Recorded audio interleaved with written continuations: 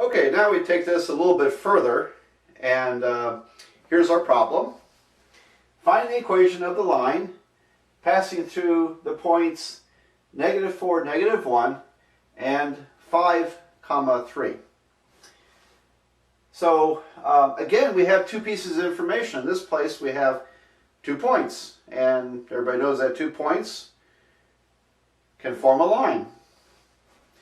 So I'm going to sketch these out, and I think it's always a good habit. And again, if you want to do well, if you want to get an A, then you need to adopt some of these good habits. Now I don't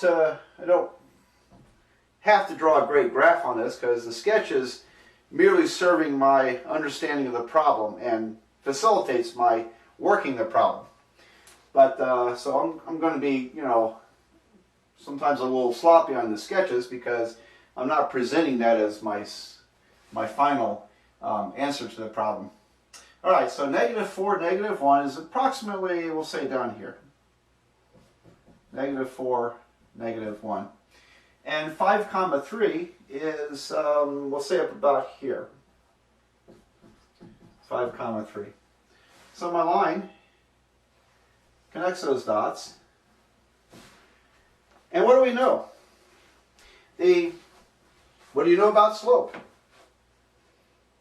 It looks like it's positive, right? Because the line must rise as you move left to right. So we have a positive slope. About how big is that slope? Well, it's maybe a little under a slope of 1, 145 degrees. So it's probably less than 1, probably a fraction. Okay, it's certainly not a large slope, which would be a steep line.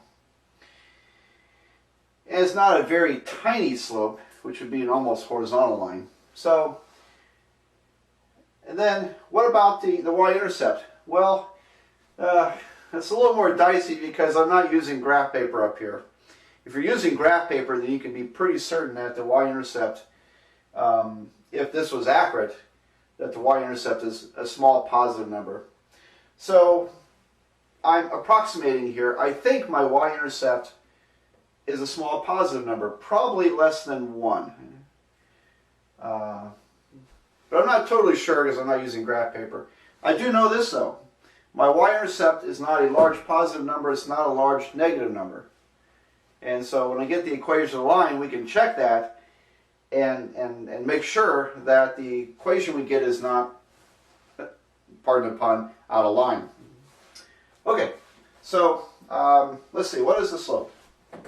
I'm aware people use formulas for calculating these things, and I haven't shown you that formula, neither in the book I wrote nor in the videos. The reason is because people screw that up. And people who use those formulas, in my opinion, haven't learned very much. They've learned how to plug numbers into formulas, but they don't understand very well what's going on. So you go a little bit extra mile here and learn what this means. It can make a big difference to you.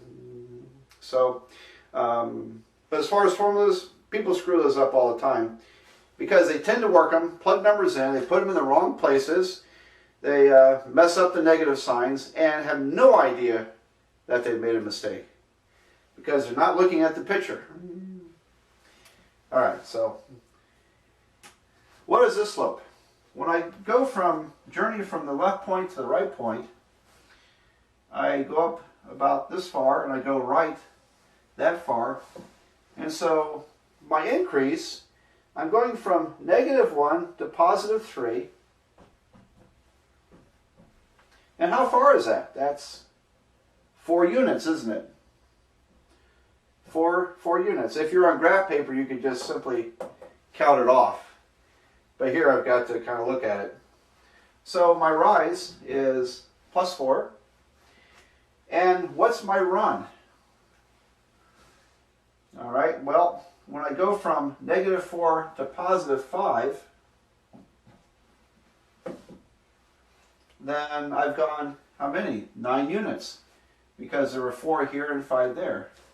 So this is a +9. So rise and run, 4 and 9 respectively. This tells us that the slope is 4/9. So slope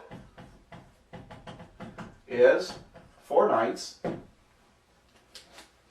Now if you plug those numbers into a formula and get something backwards or screw up a negative sign, without a sketch, you won't know that you're screwed up. So again, I just want to hammer that point home for those of you who really want to do well.